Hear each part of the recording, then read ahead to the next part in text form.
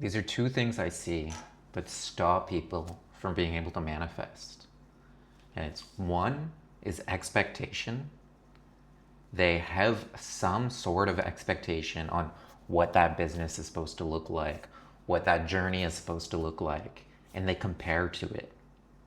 And then they take what's happening and say, oh no, I'm not doing it right, and cut themselves off from it instead of being open to the experience. An example of this, the house that I'm in right now, when I was manifesting this house, there was actually a different house, 2 blocks, not 2 blocks, 1 block. It's just there. I can pretty much see it if I looked out the window.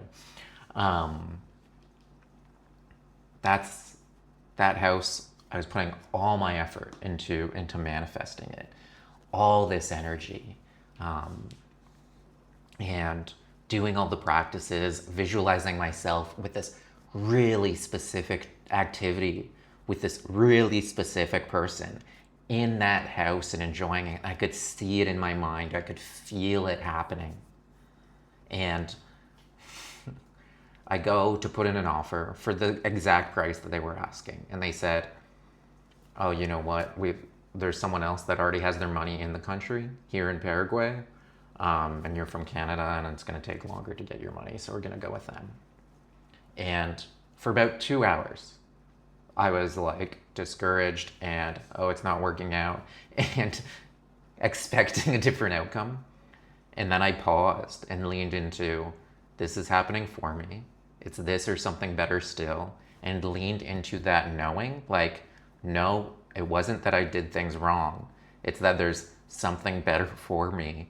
And these circumstances, I'm not seeing them from a zoomed out point of view.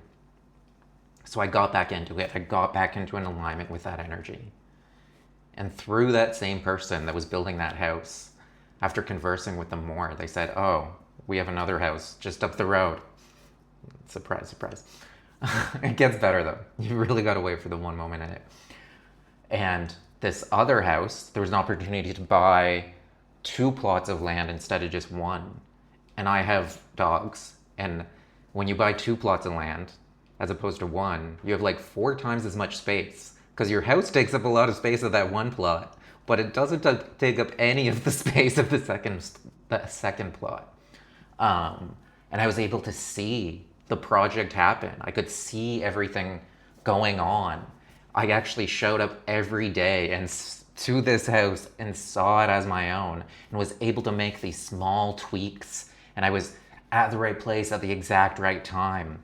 And this house is so much more expansive, so much better for so many different reasons that when I walk my dogs past the other house, I feel so grateful that it didn't work out. But the coolest thing was this house was delayed, the construction time, for about 2 weeks. So the builder said, don't worry about it. I'll rent out a place for you. He rented out the other house that I visualized that experience in. And I had the exact same experience with the exact same person in the exact same house, exactly as I saw in my mind before. But I got to have a more expansive house, one with more room for the dogs, one more in alignment with me, because I didn't cut myself off from that. So that's what I'm talking about with expectation. And the second thing is along the lines of expectation, but it's internal with our feelings. Sometimes we feel like when we're manifesting, if we have a negative feeling, we're doing something wrong. And like, that's just the human experience. We're going to experience negative feelings. It's not about not feeling anything bad. Or sometimes people will even repress it, push it down, push it down, push it down, but it's still there. And it's not about not having those things. It's about what we do with it. It's when that emotion rises up. When it rises up, it's actually a gift to tell us something, right? If we're angry, maybe it's because, maybe it's because we're feeling that someone's crossing our boundary or something doesn't feel right, or we're not as much in Like things aren't going in the direction that we want. Like there's an insight every time. Or when we're feeling sad, maybe that's just what it looks like as we let go of some energy during a loss. Like it's all okay. And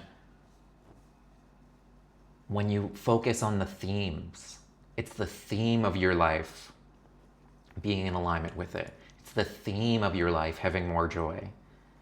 It's not the individual moment. Again, when we zoom out and see the big picture, what is the theme that we're experiencing, that we're doing, that we're being? It's okay to make mistakes. It's important to make mistakes that can accelerate our growth more. Well, uh, but in the big picture, what's actually happening? And that's what's so much more important. So in both of these examples, it's taking something and deciding that that's not what it's supposed to look like and then cutting ourselves off, as opposed to just accepting and changing our expectation of what that journey looks like. Leaning into the what it is that we want to create, the business that we want to create, the love that we want to create, whatever that is. And feeling it so strongly that what it looks like as it's happening doesn't shake us.